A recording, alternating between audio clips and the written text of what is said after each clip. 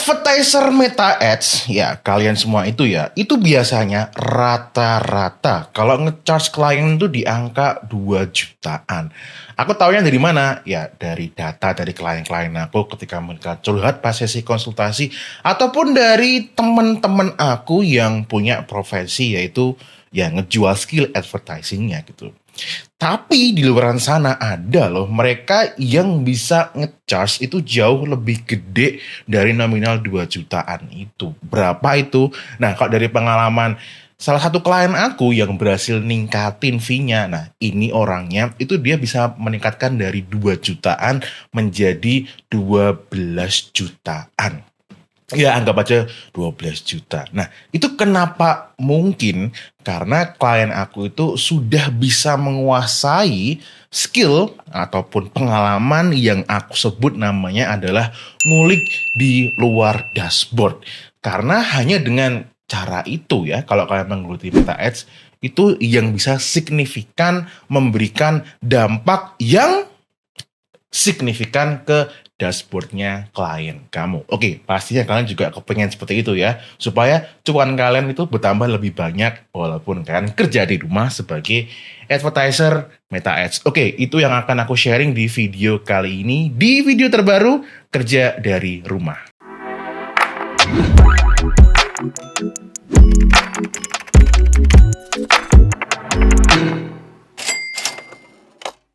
Halo guys, kembali lagi dengan Fusi, konsultan Meta Ads yang kali ini kita ada di video kerja dari rumah. Karena kalau bisa kerjain di rumah dan dapat cuan, why not? At least that's my philosophy.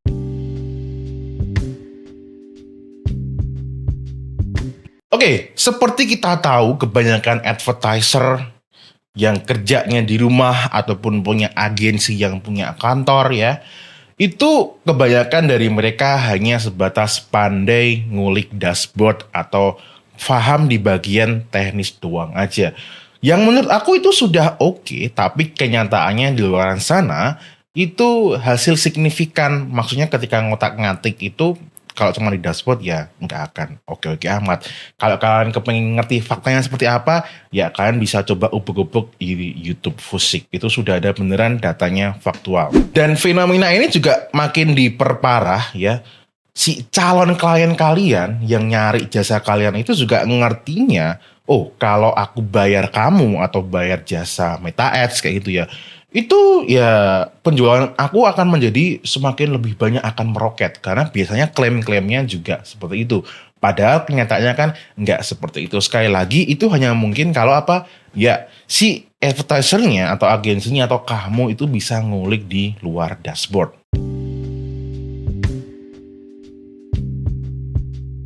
Flashback dari apa yang aku contohkan di awal tadi ya, klien aku itu bisa nge-charge dari 2 juta sampai jadi angka 12 juta, yaitu karena ngulik di luar dashboard itu. Nah, aku udah sering nih ngomongin tentang ngulik di luar dashboard itu.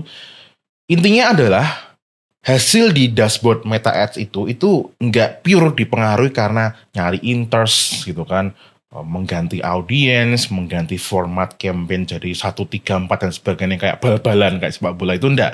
Tapi karena dipengaruhi ya, supaya nggak salah aku bacakan. Yang pertama adalah kualitas dari produknya itu sendiri. Jadi kalian kalau sebagai advertiser ataupun agensi kerja di rumah gitu kan, ketika kalian nanti menerima klien itu nggak semua klien itu bisa diterima. Ya kalau kalian mau cuannya cepet banget ya perputarannya silahkan bisa. Cuman itu nanti akan berdampak buruk. Apa dampak buruknya? Ya klien dengan produk yang embes-embes, belgedes, ceng-ceng puteng kecepret. Itu nanti endingnya bakal kalian tangani juga. Nah karena produknya belgedes, iklannya nanti hasilnya nggak oke. Siapa yang salah? Kamu. Dan klien juga nggak mau tahu. Aku kan udah bayar kamu, klaim apa kok klaim? Aku taunya juga kalau iklan tuh pasti akan jadi bagus. Nah, kan menjadi perkara. Jadi di produk ini nanti punya klienmu itu difilter dulu. Ya, makanya filter dulu aja. Dicek produknya apa, kompetitornya siapa, punya keunggulan enggak produknya dan sebagainya itu dicek ya. Yang kedua adalah respon marketnya. Jadi produk bagus itu bukan menurut si brand ownernya atau menurut kita, tapi respon marketnya seperti apa ya. Makanya sangat-sangat disarankan ketika nanti sudah lanjut kerjasama dengan kalian, ya, itu jangan sampai kerjasamanya itu sudah menjanjikan yang muluk-muluk, atau seminimalnya nanti kalian itu melewati tahap testing dulu. Jadi mungkin sebelum lanjut 3 bulan, ya di perjanjiannya itu kamu bilang aja di 1 bulan pertamanya kita mencoba dulu dengan budget yang seminimalnya aku sarankan katakanlah 6 juta per bulan. BTW 6 juta per bulan itu udah sangat minim ya. Tujuannya apa? Supaya ngerti gimana sih respon marketnya. Mungkin klien kamu itu kan nggak tahu ya cara baca datanya, respon market kayak gimana, makanya kamu bantuin klien itu membaca data. Oh, ternyata kok respon marketnya itu oke, ya dilanjut nih di 3 bulan berikutnya atau mungkin sampai perjanjian-perjanjian yang berikutnya. Ya, terus yang kedua adalah brandingnya. Nah, seringkali produk yang bagus itu belum dibungkus yang lebih ciamik, lebih menarik, lebih memikat sama si brand ownernya. Nah, tugas kalian sebagai agensi yang ngerti ngulik di luar dashboard, ya, itu kalian apa? Ya wajib mengarahkan. Sorry ya, tadi kepotong di sampai bagian branding ya. Jadi di branding tadi tugas kalian juga mengarahkan si klien bagaimana seharusnya ditampilkan kepada market. Contohnya yang klien aku di awal tadi, dia bisa nge-charge segitu karena dia juga menawarkan tampilannya, brandingnya itu diperbaiki karena memang tampilannya kurang oke. Nah, itu kan menjadi apa ya? Celah, bukan celah juga. Kesempatan buat kalian juga mendapatkan cuan dan klien-klien bisa meningkatkan brandingnya. Ya, itu. Dan branding sebenarnya nggak cuma sekedar visualnya doang aja, kayak brand positioningnya seperti apa, apakah produk ini kalau dirubah positioningnya itu nanti bisa mendapatkan market baru dan sebagainya. Nah, itu juga tugas kalian kalau memungkinkan. Terus marketingnya. Nah, marketingnya ini berarti marketing kit. Oke, tadi kita sampai di marketing ya, marketing kit. Sorry, kameranya nggak trouble. Nah, di marketing kit. Sorry batuk.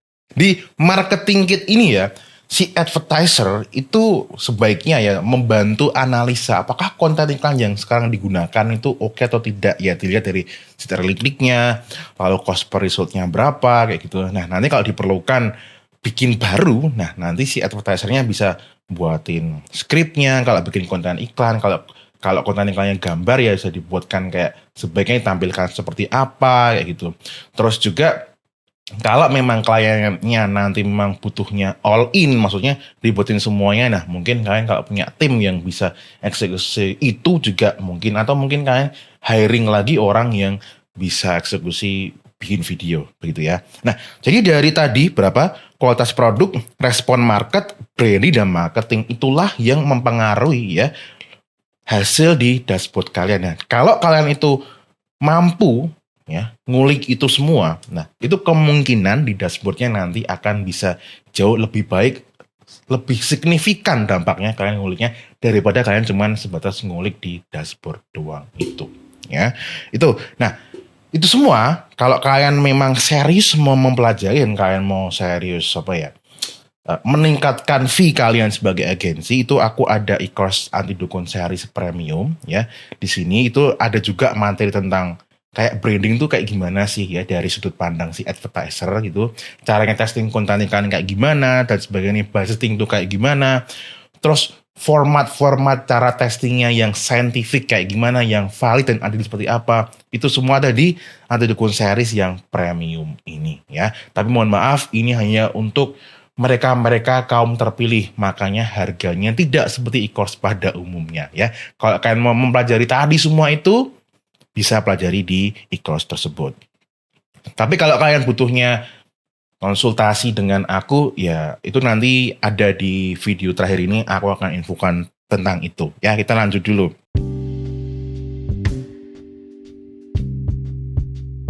Tadi udah ngerti tentang, ternyata lebih dipengaruhi sama faktor-faktor di luar dashboard tersebut kan begitu ya. Nah, berarti tugas kalian ketika nanti kalian memberikan edukasi ke market ya, ke calon audiens, calon klien itu berarti kan mendengungkan itu. Nah, ketika nanti ada orang yang udah mau nyantol closing ke kalian, nah kalian harus menawarkan apa ya, paket ataupun jasa kalian itu dengan penawaran yang cantik. Itu kayak gimana? Nah, tak jelasin. Seperti kita tahu ya tadi ya, advertiser kebanyakan ngecasnya kan di 2,5 juta misalnya itu ya. Oke. Cuman karena nanti kalian sudah ngerti ngulik di luar dashboard tadi ya, nggak cuma sekedar ngerti ya, tapi kalian udah paham, maka kalian goalnya adalah untuk menawarkan itu ke calon klien. Bukan berarti nanti semua klien pasti akan closing gara-gara kalian punya itu. Nggak akan semua juga yang closing, tapi setidaknya itu bisa ngefilter klien yang berkualitas. Nah, caranya adalah kalau teman-teman kemarin udah lihat video sebelum ini, sebenarnya udah ada kasih tahu ya. Cuma belum tak bikinkan bagan gitu. Oke, sekarang kita akan bikin bagannya dulu. Misal, nanti kalian akan menawarkan dengan cara ini ya. Yang ini aku sarankan. Oke. Jadi nanti begini. Sebagai agensi, nanti kalian ada namanya adalah harga yang paling rendah di sini ya. Harga paling rendah, ini ya, ini harga paling rendah. Itu ada di bagian sebelah kiri. Harga paling rendah berapa? Nah, ini harap diperhatikan karena berdasarkan dari pengalaman aku. Jadi ini aku sharing ya, tidak menggurui kalian. Di harga yang rendah ini nanti harus bisa dibandingkan dengan yang harga yang kedua ini. Ya, ini kan harga yang kedua di sini ya. Yang di sini ini harga kedua. Harga yang kedua ini harus bisa dipandang jauh lebih worth it daripada harga yang rendah di sini. Oke, misal ya. Di sini kalian menawarkan, oh oke, nanti kalau misal Bapak, Ibu, Mas, Mbak, atau siapapun itu, kalau kepingin yang sebatas aku mengcover atau ngehandle dashboardnya doang, yang mana itu di sini, misal ya, ini dashboard doang, kayak gitu ya, dashboard, tok gitu ya, itu misal harganya adalah Rp 3 juta. Misalnya 3 juta. Itu 3 juta.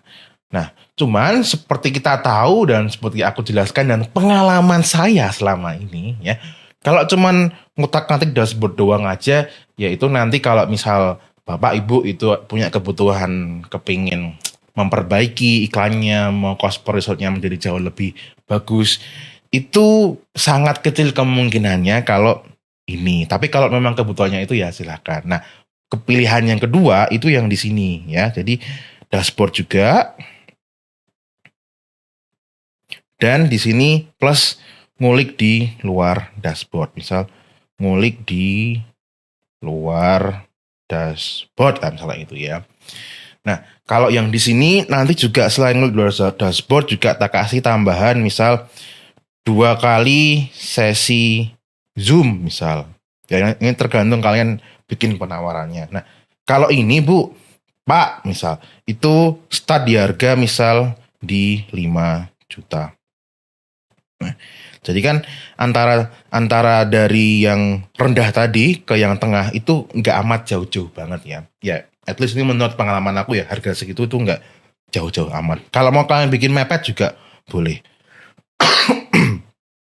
Terus nih, nah agar yang pilihan yang mana nih, yang tengah ini terlihat lebih oke, worth it gitu. Maka yang di sini, yang di bagian yang pilihan yang harga yang ketiga ini ya, yang kalian lakukan adalah ya kalian bikin harga seperti ini, harga seperti ini, pilihan yang seperti ini cuman lebih mahal. Misal di sini 10 juta gitu. Ya, 10 juta itu apa? Ya, let's say dari semua fasilitas yang ada di sini gitu kan. Ada dashboard, ngulik luar dashboard, 2 kali sesi Zoom, tapi di sini plus apa ya? Mungkin yang masuk akal kayak dibuatin video misal. Nah, misal dibuatin video misal ya.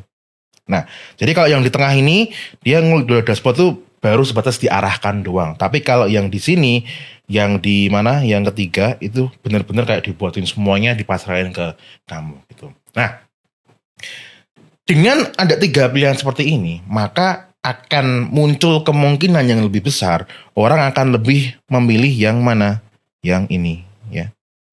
Dan ingat, orang akan memilih ini karena ada alasannya, dan alasannya itu sudah terbukti.